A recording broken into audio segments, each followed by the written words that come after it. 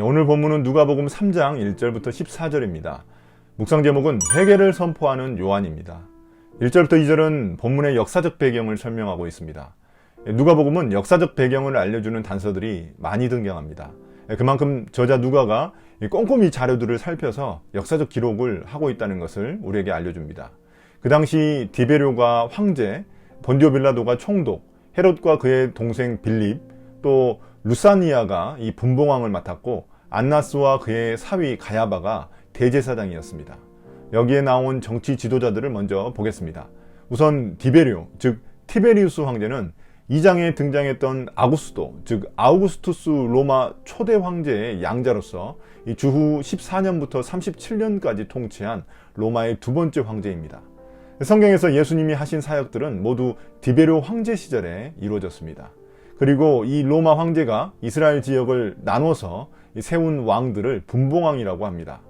또한 로마 황제가 식민지 땅에 직접 파견한 총독들이 있었습니다. 당시 본디오 빌라도가 있었는데 그는 나중에 유대인들의 압박을 못 이겨 예수님께 사형을 선고한 인물입니다. 우리나라도 일제 식민지 치하에 우리나라 왕이 있었지만 일본에서 파견한 총독도 있었습니다. 그런 관계라고 보시면 됩니다. 이제 종교 지도자로서는 안나스라는 이 전직 대제사장이 있었는데 그의 사위가 바로 이 가야바입니다. 가야바는 예수님이 사역하시고 이 십자가에서 죽으시던 당시 현직 대제사장이었습니다. 대제사장은 그 자리에서 물러난 뒤에도 계속해서 영향력을 미쳤기 때문에 안나스는 성경에 자주 등장하는 인물입니다.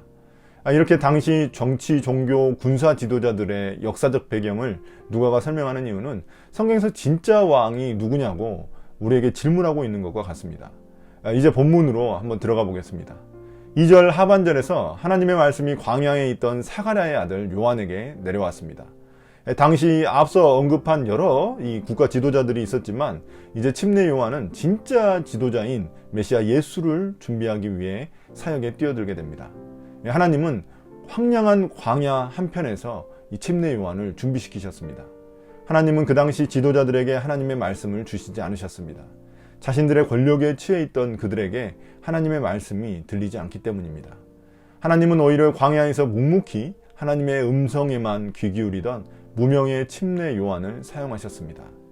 하나님의 말씀을 받은 그는 이제 더 이상 광야에 머물지 않고 세상 속으로 들어갑니다. 3절에서 그는 요단강 주변 지역으로 가서 이 죄사함을 위해 회개하고 침례를 받으라고 사람들에게 선포했습니다. 회개란 죄를 회개하여 하나님께 용서함을 받는 것인데 우리의 삶이 다시금 하나님께 돌아가는 것을 의미합니다. 그리고 그 회개의 징표, 표시가 바로 이 침례입니다. 침례가 회개의 징표가 된 이유는 구약의 역사와 관련이 있습니다. 구약에서 하나님의 은혜로 홍해가 갈라졌을 때 이스라엘 백성들은 자신들의 노예된 생활을 완전히 청산하고 새 출발을 하게 되었습니다.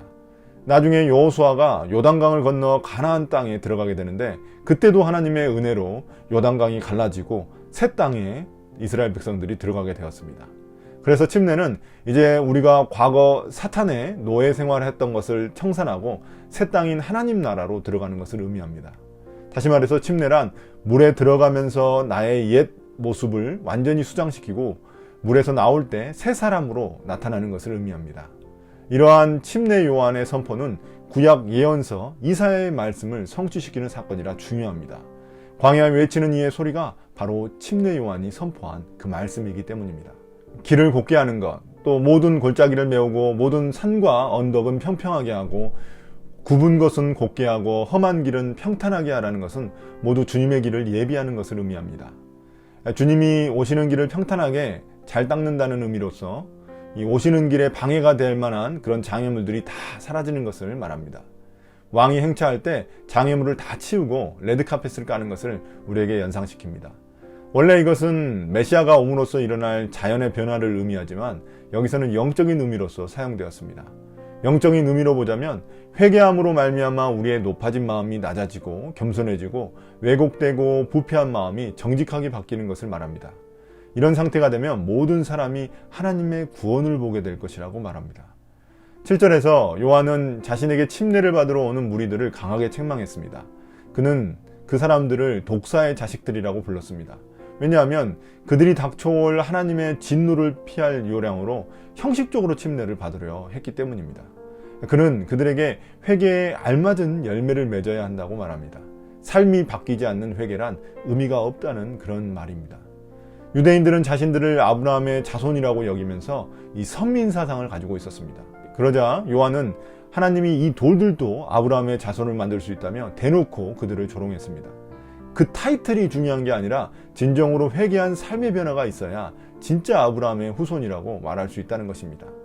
우리 그리스도인들도 그리스도인이라는 타이틀이 중요한 게 아니라 그에 걸맞는 삶이 중요한 것입니다. 이제 요한은 그렇게 타이틀만 믿고 있는 유대인들에게 이 도끼 비유를 사용해서 설명합니다. 열매를 맺지 못하거나 썩은 나무는 도끼로 찍어 다 불에 던지게 되는데 벌써 도끼가 나무 뿌리에 놓여 있다는 것입니다. 즉시 삶의 변화가 일어나지 않으면 도끼에 찍혀 불에 들어간 나무같이 하나님의 심판을 피할 수 없다는 것을 경고하고 있는 것입니다. 10절부터 14절에 기록된 무리들의 반응은 다른 복음서에는 기록되어 있지 않고 이 누가복음에만 등장합니다.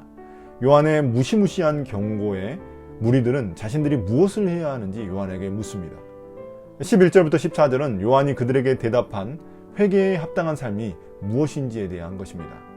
먼저 속옷을 2벌 가진 사람이 없는 사람들에게 나눠주고 먹을 것을 가진 자가 없는 이에게 나눠주라고 말합니다. 이것은 최소한의 생필품이 없어 힘들게 살아가는 자들에게 궁유를 베푸는 삶을 의미합니다. 세리들, 즉 백성들의 세금을 걷는 이들도 요한에게 자신들이 무엇을 해야 하는지 묻습니다. 요한은 그들을 향해서는 백성들에게 부당하게 세금을 더 걷지 말라고 말합니다. 당시 로마는 몇몇 유대인들을 선별하여 같은 민족들에게 거둘 세금을 할당시켰습니다. 우리나라로 따지면 일제시대 때 한국인 세금 징수원을 가리킵니다. 세리들은 자신들의 할당량을 채우기 위해 무리하게 세금을 걷어들였고 자신들의 부당한 이득도 챙겼습니다. 그러니 사람들이 그들을 좋아할 리가 없었습니다. 침례 요한은 그 짓을 그만두라는 것입니다. 또한 군인들도 요한에게 자기들이 무엇을 해야 될지 묻습니다. 이에 요한은 그들에게 이 무력과 권력으로 또는 거짓 고소로 백성들의 재산을 빼앗는 일을 하지 말라고 말합니다. 대신 자신들이 받는 봉급으로 만족하게 여기라는 것입니다. 요한이 여기서 말하는 핵심은 회개에 맞는 삶의 열매, 삶의 변화가 반드시 있어야 한다는 것입니다.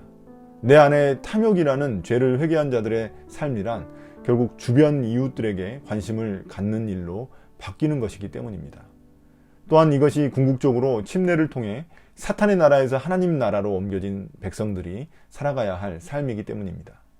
그렇다면 과연 침례 요한이 지금 살아있다면 우리에게 어떤 이야기를 할까요? 자기 욕망은 버리지 않고 움켜쥐고는 단지 지옥에 가지 않기 위해 교회 다니는 자들에게 침례 요한은 뭐라고 말할까요? 또는 회개를 버릇처럼 자주 하지만 뚜렷한 삶의 변화가 없는 우리를 보고 뭐라고 이야기할까요? 오늘 말씀을 통해 회개한 자에게 걸맞는 삶이 무엇인지 다시금 생각해 보게 됩니다.